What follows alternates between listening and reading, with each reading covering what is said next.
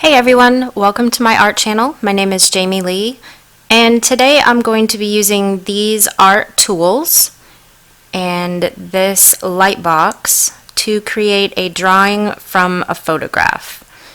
The Lightbox, if you watched my last video, I bought at Hobby Lobby, and I am using regular art pencils. I think I use mostly an HB and a 6B. I used a blending stump and a gum eraser, and I also used sketch paper out of a sketchbook where it has little tabs on the side that you can remove the paper completely, and when you're done with the drawing you can put it back in. I taped my photograph and my sketch paper separately onto the Lightbox with masking tape. That way if I lift the sketch up, then I don't lose my place in the drawing over the photograph. And basically what the Lightbox does is it allows you to trace an image from the light underneath shining through the photograph. And this is a really useful tool if you're trying to learn how to do portraits, if you want to get something accurate proportions and you're trying to figure out how to set up your drawing, or you're going to do a drawing to transfer to a painting. And it's a really helpful way to understand the portrait that you're doing.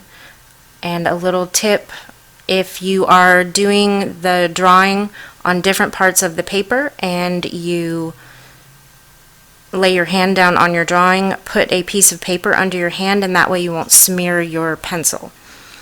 So as you can see, I'm basically just going over the photograph underneath with my pencil and kind of tracing the outline, but I'm also sketching. It's not like a hard tracing where you know, like you remember when you were a kid and you just really do the dark lines to show the outline. When you're doing a drawing like this, you want to be much softer. So another tip for softening it is to use a blending stump to soften those pencil lines. If you do have hard edges, it'll help you blend your marks in the graphite or charcoal or whatever you choose to use a little bit better, so that the edges aren't so hard and it makes it look more realistic. You can do shading. And then as you can see, I'm just basically going through all the major parts of the photograph here. The eyes, the eyebrows, the nose, the mouth, the hair, the outline of the face, the hands. I'm trying to get every major part of the photograph in my drawing. I'm leaving out the background completely, and as you can see here, I've got my hand on a piece of paper over my drawing paper. That way I'm not smearing anything I've already laid down. I tried to go at it pretty loose with my marks, trying to be a little more artistic with it rather than just straight copying. So one way that you can use a Lightbox is to check every now and then by either turning off the light or kind of looking at your sketch rather than your photograph, and to see how your sketch looks compared to the photograph. You can lift up your paper to look at the photograph underneath. My suggestion for doing a photograph is to make sure that the parts that you're needing to see are dark enough that when you put your sketch paper over it and you turn the light on, then you can really see the marks that you're needing to have on your drawing. So that way you're not missing parts of the photograph, and that would make it a lot harder to be able to essentially copy the photograph. Now, I wanted to do this Lightbox drawing by the Lightbox, all of that stuff, because my art mentor, who is a painter, he was a graphic artist and illustrator for almost 30 years. He is a working painter at the moment. He was talking about his Lightbox, which he actually made many years ago and still uses.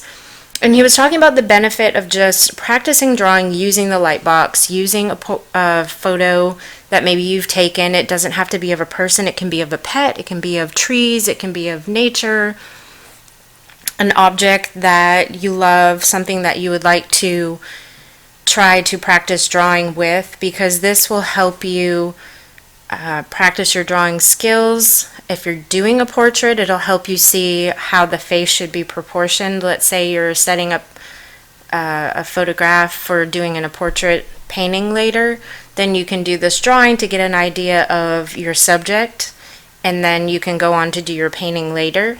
It's really beneficial just to get practice at seeing how things are put together, where the darks and the lights are, what the shadows look like, what the light areas look like, seeing the different shapes in what you're drawing.